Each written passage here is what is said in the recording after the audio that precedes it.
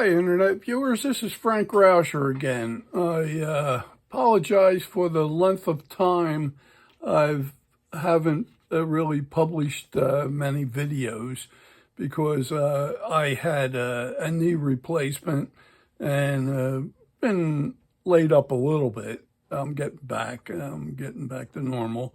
I just wanted to give you an idea of some of the items I have produced and had classes on and have patterns and so on. So I'm going to show you a series of carvings that I've done over a period of time. I also have them for sale if anybody wanted to do like kits where I can make you a kit up of whatever you may see, and as well as the videos I create along the way here too. So if anybody ever needs anything, I will have that available for you. And like I said, the carvings are for sale. You can inquire through the comments section. Get in touch with me, and I will contact you and give you some prices on whatever you may be interested in, or the kits and what have you. I do have a small catalog that I publish, but I don't have all of the items that I've done in that what's the name, in that list of my catalog. So if there's something you see and you're interested in, definitely contact me. And again, I apologize for the length of time here. I usually try to publish every 3 days. We are going to be doing a black cap chickadee, and we will be, as soon as I get this thing published, I think I should be in a position to start and showing you from the beginning, from a block of wood right on through, how we create the black cap chickadee, okay, and have it mounted, painted, and everything else. So if you will stick with me after this video, we will proceed on, and hopefully you'll enjoy this as well. And if you have any questions, always fire them at me. Give me some comments. I'm wide open for it. And if, again, I'm going to do this at the end of the video as well, but if you will add the comments, give me a thumbs up, and also if you would subscribe to my channel, and if you know of any other carvers that may be interested as well, I'd ask you to pass that on, so my YouTube channel would grow. I really would like to get that going more so. But of the people that have subscribed, I really appreciate you, and thank you for helping me grow as we go. So I am going to follow this up with a lot of different carvings, and I hope you enjoy them as well. So bear with me, and I will have the carvings follow. Thank you.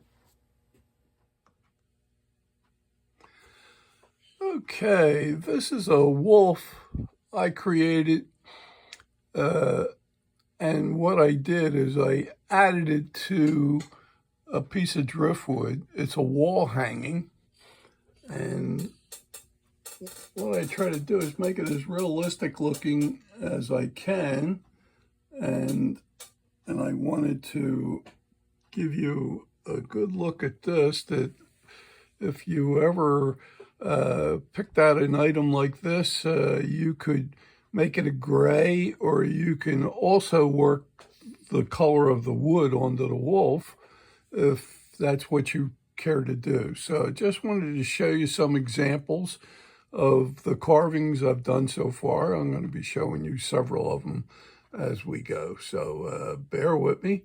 And this is one of them, and I'll have another one for you in a second. Okay, this is a tufted titmouse I did that was a miniature, and it's only half scale. And I started this when the virus kicked in and I had stopped classes, so I was trying to uh, come up with different things. I had a lot of these small bases, and I was trying to get uh, the use of the bases, so I did this tufted titmouse. Interesting piece. Uh, Not that complicated, but it was a lot of fun to do. So uh, I'm going to give you a selection of several of these as I go. Here is an American golden plover that I did, and again, it's a miniature, it's half scale, and I just decided to do this. It seemed like an interesting thing. Like I said, I had a base that came fairly small, so I tried to accommodate this bird in that respect. I'm going to give you a close-up of the bird. Had some interesting pattern work, which is challenging when you're going to make the bird. So just wanted to show you this one. This was another one in a series of miniatures that I've done. Now this is a blue jay I did. Again, half scale.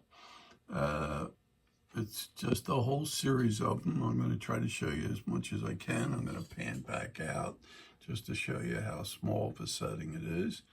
And then I'll get a close-up in. And very interesting bird.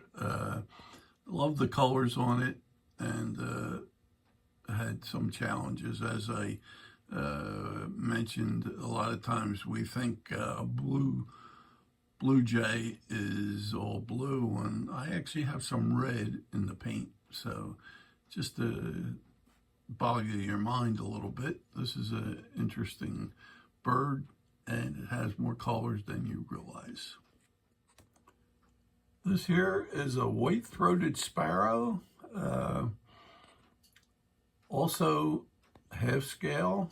I'll pan out, give you an idea. Very small mount here, but interesting bird to do. And all of these that I've been showing you are basswood. I predominantly like to use basswood in most of my carvings, and acrylic paints, of course, and another interesting bird. Okay. Now this little guy is a saw-whet owl. He's on a stand, perched pretty high. I'm going to move back out so you can see the whole thing. He's on a small base. Interesting bird. Has a lot of personality, and it was enjoyable to do this here. Again, I believe this was half scale as well, and it was challenging. So just wanted to give you some ideas of some of the things I was doing. Now, this is an indigo bunting that I did. This is actually full scale. The base isn't really big, but we did a full size one, and it's a very pretty bird. Has a lot of interesting markings, and the coloring is basically it's just interesting just to see. If you ever catch one in flying, it's a beautiful bird. So just wanted to give you a bird's eye view of the carving here. Okay, this one is a chipping sparrow. It's I'm going to get a close-up on it. This is actually full size, and I'll move back out and you can see the whole setting. And it's another pretty bird, and if you're fortunate enough and it's in your area, this is a great bird to have around. Very pretty, and it looks like a lot of other birds, like a thrush, not a thrush, a finch, and like a purple finch or a house finch, stuff like that. It does seem like that somewhat, but very pretty bird. And the one thing that is kind of neat with warblers are you can carve a warbler, and this one happens to have a drop wing and an open mouth, but you can have them closed as well. And the beauty part about it is if you wanted to change the paint coloring, you could probably do a lot of warblers because they're very similar in size, very much structured the same, except the coloring. So just wanted to give you some shots on this one. I'll pan back out just to so you can see the base and everything else. And interesting bird to do. I did do otters on my first series on my YouTube channel, and this one was a completely different pose, and I really liked trying to get a different look and pose and stuff like that. I'm going to get close up just so you can see them real good, and I'll pan back out so you can see them on the base.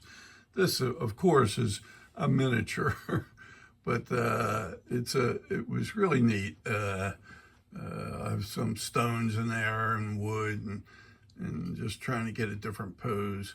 And the other ones I did for the what's in the videos is one swimming underwater, which I'll show you shortly here. So bear with me. Now, these are the mother and baby otters that are swimming underwater. I did the mother as far as showing you how to develop it and everything else. I'm going to come in close here.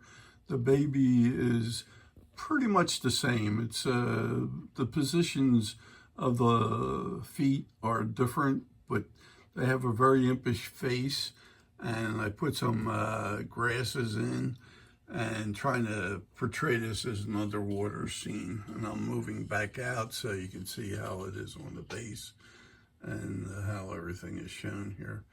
And I'll pull in again so you can get a close-up of it and see how it is. They have a real cute face. Really love to do these. It wasn't as popular a video series, but I did it for two reasons, because it was getting away from birds, and I think people are into birds, but the otters are very charming all on their own. So just wanted to give you a heads up on that one. This is a neat thing to do. I believe this to be a yellow-winged warbler. There were so many of them I done along the way, and he was really pretty and really interesting to do as well.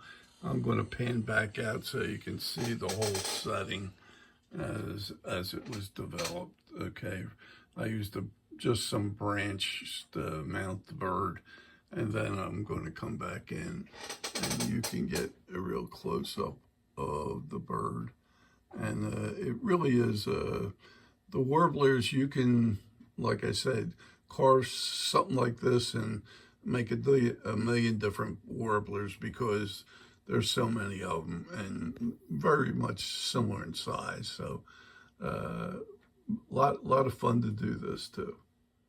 Now, this is the cardinal I did in a series on my YouTube videos. Really, it's a real pretty bird, very popular. It's still popular. Everybody's been asking for it and doing it, and it's really neat. And I'm going to pan back out so you can see the whole setting of it from the base up, and then I'll come back in and get a close-up of the cardinal so you can see the detailing and what have you. Really a very pretty bird. And I had a lot of people try the kits out that I had available on these, and very popular. Seems to always be popular. So somebody that has done these enjoys doing it as well as I do. I have one student, he's probably done about 9 or 10 of the same cardinal. He really enjoyed it. Now, this is a Carolina wren. I'm getting up close so you can see it, and then I'm going to back away just to show you the whole setting in itself. It's was on a small base that I decided to do, but wrens are so small that I just did this as a full-size bird. So interesting the way the base was, so I figured we'd set it up that way. And the wrens, I'm going to show you this, and I also did a video of it. So let me show you on the next one. I'll show you the one I did as a series. Now here's the wren I did in my last video series. I did the whole bird from beginning to end, like I do all of them. And this is the Carolina wren. I'm going to back out so you can see the base and everything else as it's set up. And this was really, I love wrens. Wrens are very popular, and they are mischievous and get into everything as far as making nests and everything else. So it was really fun doing this one, and one of my favorites over the years that I've done. Here's an old favorite of mine, a very regal Canadian goose. I'm going to come in close so you can see some of the detail. I did wood burning on this one. This actual design, when I first got going, I took classes with Ernie Mulemat, who was my mentor, and this was his setup, and he basically painted most of this. I came in later and did the burning, more burning on it, and this is what I developed from it. So very classy piece, and always loved the look of the Canadian goose. Now here's one of my bigger birds. It's almost, I think, 11 or 12 inches long. It's a flicker, and really has some pattern work to it. I'll pull in close so you can see it and get an idea on all of this. And it's really interesting bird to do. This was full size, and I'm going to pan out so you can see how I mounted this whole thing and put it onto a base here. I'm going to show you. I'll just pan right on up so you can see the whole thing. So, but this is just a very pretty bird, and if you want a painting chore, this was it. This really had it. So I'm going to try something like that. Now here is a kestrel I did, or a sparrowhawk, whichever you like to call it. And I have this, I'm going to give you a close-up of it, and then I'm going to move back out and you can see the whole setup of it. This is on like a, what would be like a fence post with some barbed wire and so on. So I'm going to pan right down and pan back up again so you can get the full view of all this. And this was a nice piece to do as well. So, and just wanted to give you some more of the birds I have done. Now the next bird I'm going to be doing in a series is the black-capped chickadee. And I just wanted to show you, this is a miniature. And I'm going to spin this around just to show you how small it is. I got my hand in here. And this is another pose. I turned the head almost 90 degrees, but we're not going to be that drastic on the one we did. I'm also going to show you another one in a second here. And let's see if I can't pull this one off. And I will bring in the bird right here that I did full size. And here's the chickadee here. Really an interesting bird. We have this as a full-size bird, and it's a real charming piece to work on. And hope you guys will join me on that series, and I will be starting that right after I publish this video on these carvings I just showed you. If anybody who may be interested in the carvings for purchase, I have them available.